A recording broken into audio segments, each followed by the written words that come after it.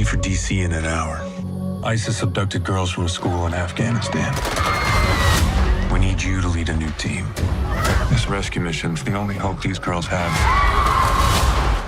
Well, hi, everybody. How are you today? This is Mark Chaffardini with Go See Talk. We are unbelievably thrilled to be speaking to our next guest, legendary director, producer, writer, Martin Campbell.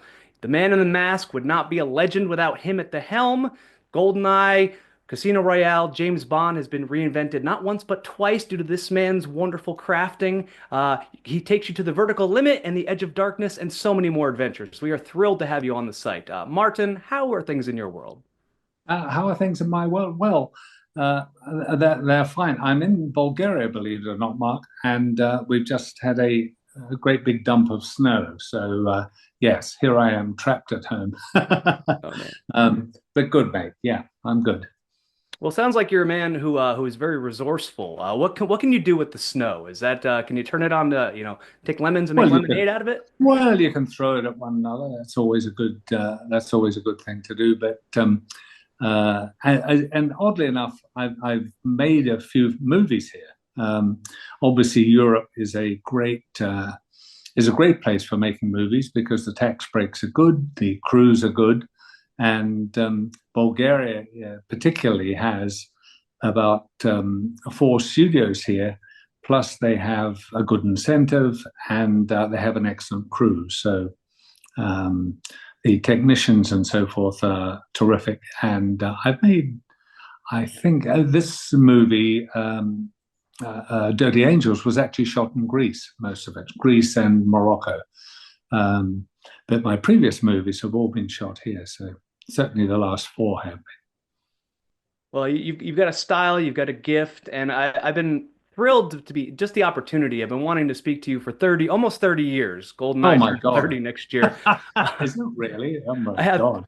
so many questions, but Dirty Angels is something that I feel that it's so you. You put you make stakes as high as they can go. I think that you have in this movie Dirty Angels the teenage high schoolers are kidnapped, and so Eva Green leads a team of all female commando unit to go save them.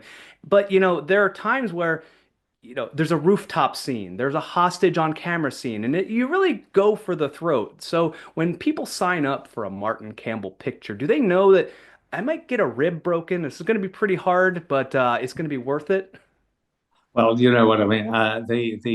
There's obviously I like action movies. I mean that's pretty much been my stamp throughout my career, and this is obviously no different. And there's a lot of action in this movie, and yeah, I mean the action varies quite considerably because they're all on a mission, and it's to a large extent women. The whole team, if you will, the commando team, are women, which is something a little bit unusual, I think.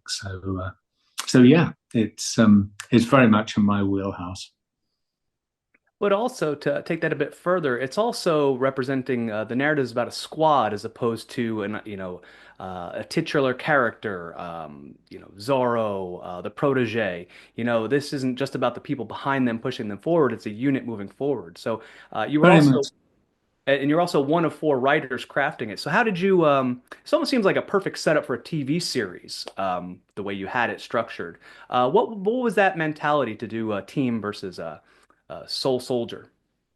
Well, yeah, it's interesting because it's an ensemble piece, really. That's what it is. This team of women that go into Afghanistan, and they are indeed a team. And the thing is that as an ensemble piece, there's obviously Eva Green is our lead actress, but everybody gets a lot of screen time in this because we follow the theme pretty much religiously throughout the whole movie from beginning to end. We rarely leave the team, and we get to know the people. And so, yeah, it's pretty much an ensemble, team from beginning to end, and that's unusual for me. I've never done a film that is. There's always been a lead actor, obviously, in say the protege, it was Maggie Q. Um, Obviously, it was Jackie Chan when I did The Foreigner. Um, I've just done a movie in England called Cleaner with Daisy Ridley. She's clearly the lead. The film is about her. This is the first time for me that I've actually done an ensemble piece like this. Well, can you talk to me how shooting or maybe your style has adapted over the years? I think that I'm just going to harken back to GoldenEye because I've seen it so much, but I think that's one of the most beautifully crafted and shot films in the Bond universe, but especially a lot of the close-ups. You did, some real tight shots on Pierce Brosnan, same thing in Vertical Limit with Isabella Scorupco. Um, and I think there's a lot of there was a depth of field, and it feels like this is much cleaner, much brighter. Can you maybe talk to how shooting styles or lighting, or maybe just this shoot felt different? Well, I never really my DP. I've had two DPs, Phil Mayhew and David Tattersall, did was my DP on this. And shooting styles, I never really what's the word? I, I never sit down and say, look, we've got to shoot this in such and such a style. Whatever the script demands, right? Whatever the action demands is the way I shoot it. I never really sit down and say, well, this I'm going to shoot everything on 50 mil lens, or I'm going to shoot everything on long focus lenses, or whatever. I just simply shoot the way that I've always done it. I just, whatever the script demands, whatever I need to adapt the visuals to that script. That's the way it works. Do I have a visual style? I'm not really sure. I mean, I hope it serves the script, but beyond that, I've never really I've never had a shooting style as such, not consciously anyway. Okay. Well, let's go back a bit to where you said you shot in Morocco and Greece. One of the most staggering sets of the film was the Khyber Pass sequence. Can you talk about structuring that, crafting crowd shots, and if I can ask a follow-up, do you like sets or location shots better? Well, obviously, I like locations very much, right? But in a way, that particular location was in Saloniki. I mean, Saloniki is where we shot in Greece. It's about a 3.5 hour drive from Sofia, where I am. And amazingly, they had this kind of, I suppose it was a quarry, effectively, they used to cut stone out of this place. And it's literally on the outskirts of town. I mean, incredibly, it's sort of, um, it was a location you would never get anywhere else, and it just happened to be, I don't know what, a 40-minute drive from the hotel, and this quarry became kind of, we used it a lot, certainly for the exterior of the bunker at the end. We used it for the border, the Afghan Pakistani border, right?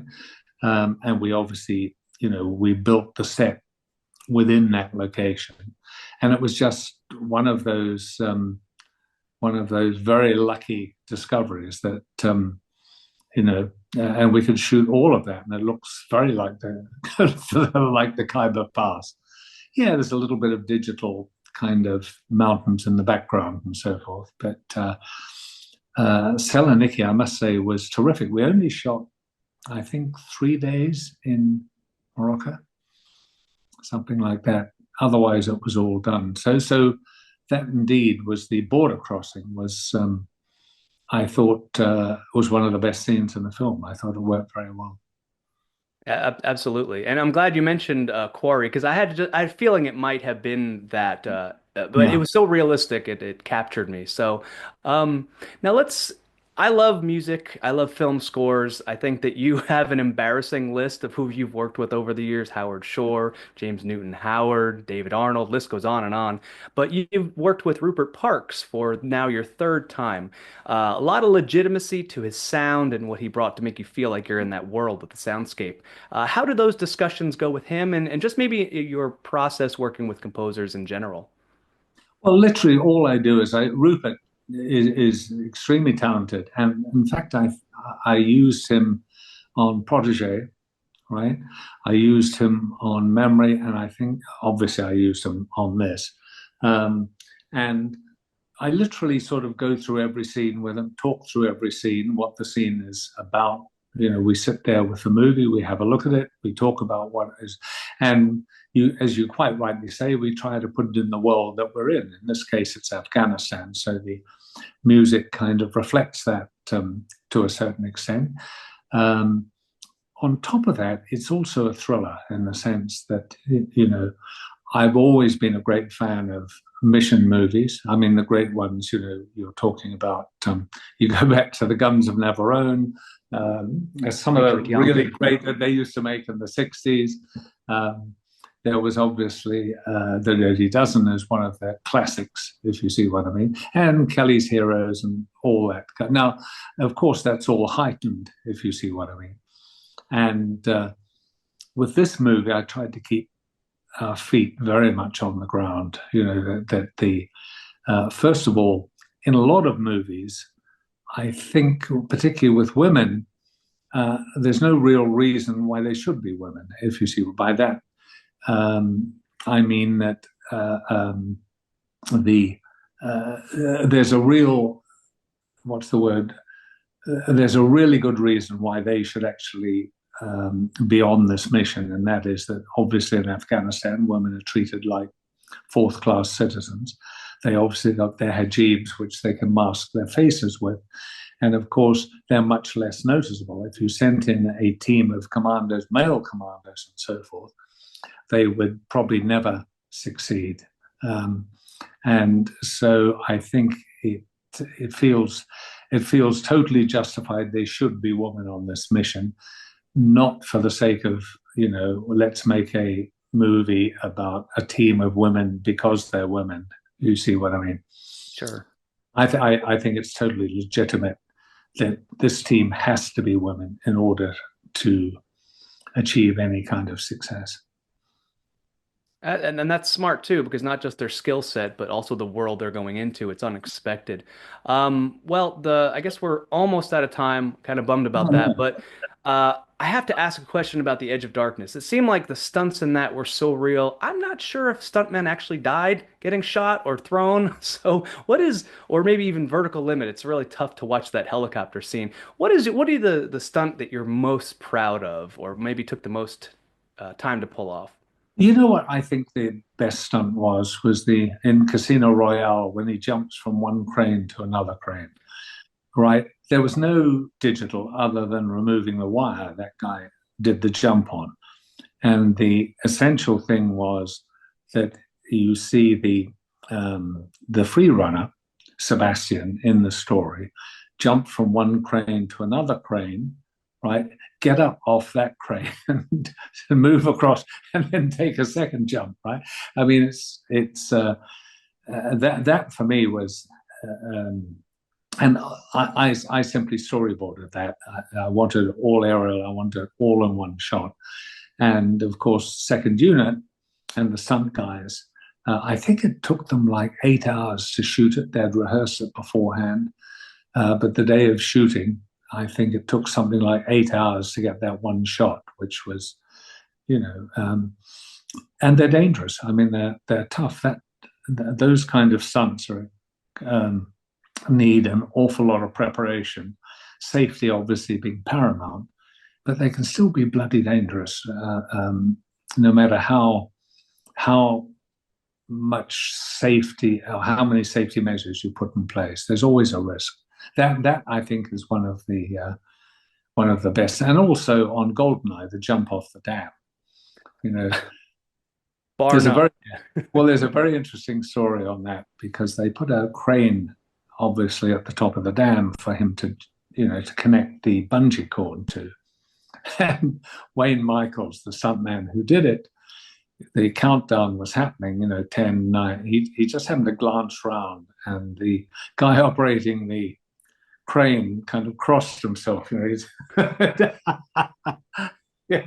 So for the 5 seconds before the jump, Wayne saw this guy do that, and then he had to make the jump. So and that was a great stunt too. Well, you know how to make a statement. I think when Sebastian goes through the air grate in Casino Royale and Bond comes through the wall, it just shows the disparity between their styles. Is great.